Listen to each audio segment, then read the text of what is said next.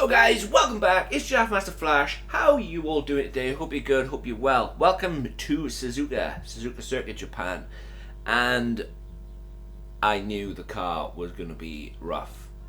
Sector 1 absolutely ruined this car. Not only that, I kind of went on a bit of the wrong strategy. An easy medium to soft around here is doable. I went a different way. I went hard to medium, when in hindsight's a wonderful thing. Probably should have gone soft to medium, or medium to soft, but I chose a different route because tyres overheat really badly around Suzuka. So I decided to jump on the hards, and it was a faux pas. It really was, and I know for next time. But the car was just awful. In sectors 2 and 3, absolutely awesome. The car really was. But in sector 1, which is the S section, even here going up the hill, cars always seem to gain 2 to 3 tenths just on that little hill section alone. And no matter what I did, I couldn't catch them. Really couldn't. Especially on 2 compounds harder than the compound that the AI are on. However, with that being said, providing I stuck with them, which is going to be a really hard task, I could get them into the airpin. And as I said, from the downhill all the way to the end, the car was really good. It really was. It's really starting to come together. But with there being a lot of technical tracks at the end of the seasons, like Sector 1 in Japan, Sectors 2 and 3 in Kota, Sector 2 in Mexico, you got Australia then, which is Sector 1 is a bit technical, Brazil, which is not too bad, and then you got Abu Dhabi.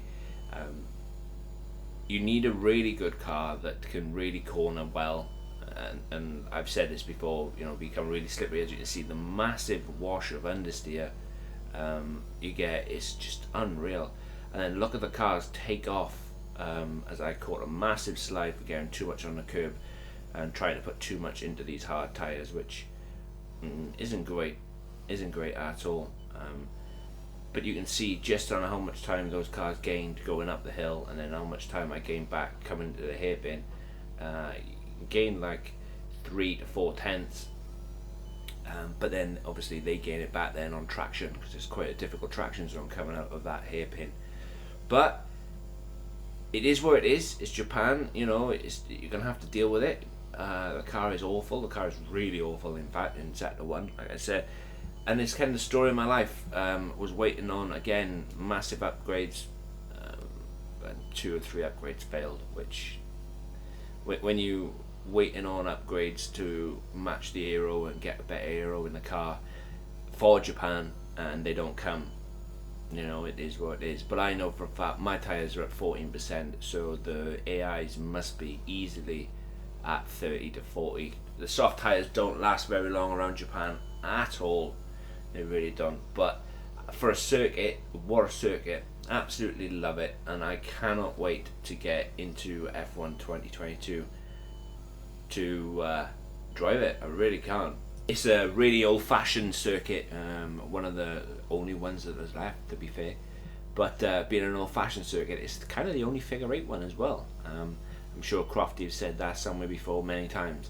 But the good thing is, I'm not running typically high downforce. I think I'm running at 9, 10, something like that. But still managing to, even with high downforce around a circuit like Suzuka, I'm still managing to currently stick with a pack. I mean, if you look at the Red Bulls, which I'm assuming they're Red Bulls, they're checked out in front. But if I was on the soft tyres, I feel that I would have been easily up with the Astons. As you can see, we moved on to lap 7, and I was popping purple last sectors, which was great. And around about 20%, that's when the hard tyres start to come good. Whereas I know for a fact that it's definitely in the pit window of the soft runners. Managed to drop Tsunoda a bit, but right now 14th is the best I can hope for. Obviously I'm hoping to get by people when they decide to pit. As you can see, green sector 1. So I know now that these tyres are really coming good. So it's time for me to start pushing. But yeah, it's just one of those things, you know. The best I can hope for with this car at the moment, unless I get lucky, it is, you know, P8, P10, P9, P10. We're on to lap 11 and a lot of people pitted.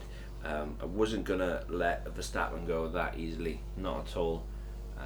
Even though they were on a different strategy to me, I just wanted to make life as difficult as possible, and that's exactly what I did.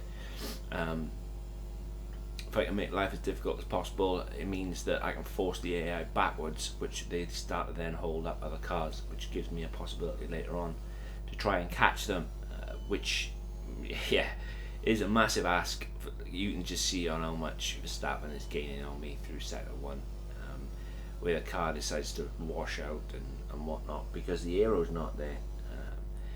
I think if I had a fully functioning car, I don't think, I know I would have absolutely nailed Verstappen through there, and I wouldn't be where I am now. I would be a lot further up the field, and that's just with you know, just with upgrades and whatnot. We'll get there. We will get there.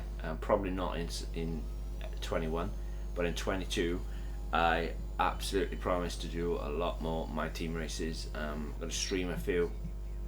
Not just that, got a co-op stream planned as well. So moving on, I pitted. I think I pitted at the beginning of beginning of lap 16. Ready for 17, and on the medium tyres the car feels so much better in sector 1. You can push a lot more.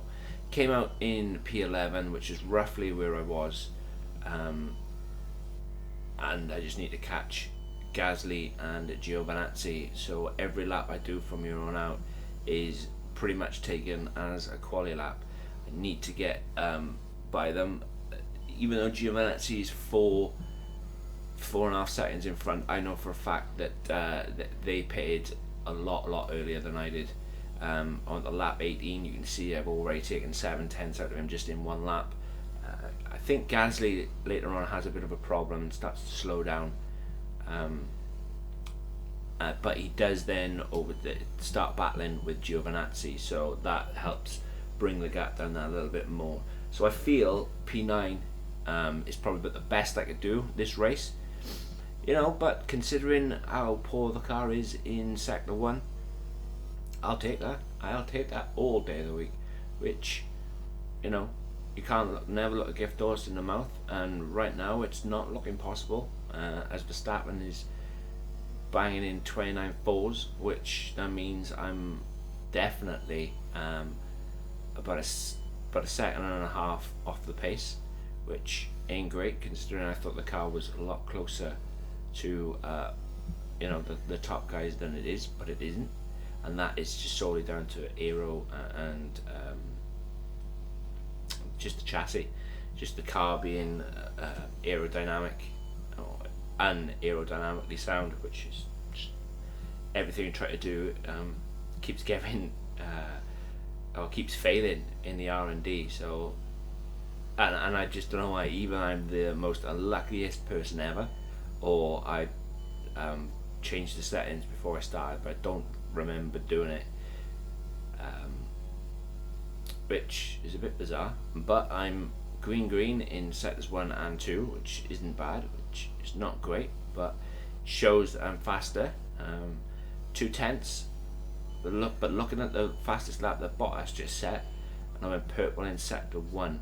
So with that being said, Bottas set a 29.7, and I just did a 30.5.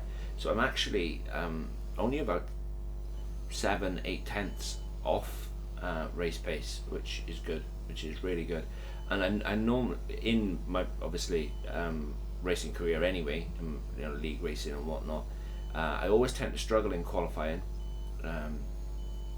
Not one of the quickest in qualifying, or I bottle it and whatever else. But then when it comes to the race, my race pace is normally quite sound, So, you know, to be 7/10 off the leaders in a race where the car absolutely is rough in sector 1 isn't bad at all. So, you know, human error comes into it as well, and I'm not saying I'm the most cleanest and most efficient at taking corners, which, you know, it is what it is. We're all human after all. But yeah, on to lap 23, and you can see just how close I am to these guys. And as I said, I feel P9 is about the best I can do. Guys, I'm going to leave you with the rest of Suzuka Japan. Hope you're good, hope you're well. Remember to do all that good stuff, like hit that like button, hit that subscribe button. Tuesday is fast approaching. I cannot wait. Probably won't be on Tuesday, obviously, because it comes out, or I will be on Tuesday because it comes out at midnight. So that'll be Monday morning. So as soon as I can get the game downloaded and get on it, I will be going live, and I'll be doing that all day pretty much, checking out the various different things, jumping on my team, seeing how my team goes, and even going to check out the other bits and pieces that come with the new game. Guys, wherever you are in the world today, hope you're good, hope you're well. I'll catch you in the next one. Peace.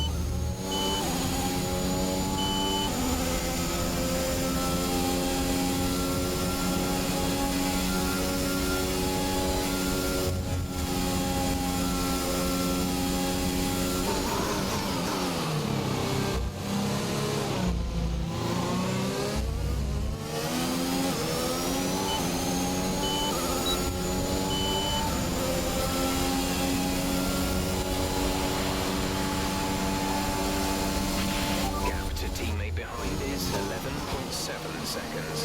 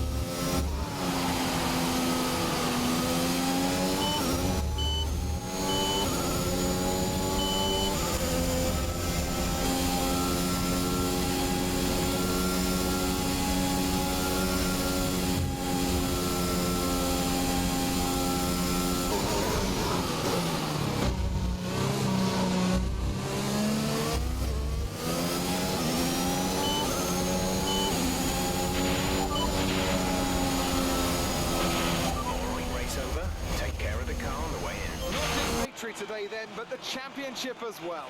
What a spectacular season they've had. Congratulations to the whole team. Anthony Davidson, a resounding victory today. What set them apart from the rest? Well, I think it was clear what the main contributing factor out on the track was today: speed.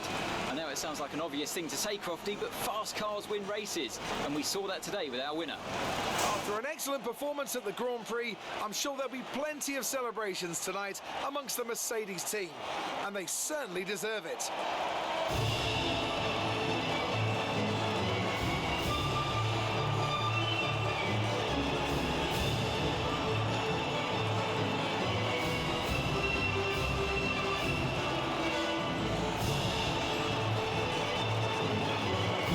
For Valtteri Bottas, further solidifying his lead at the top of the table.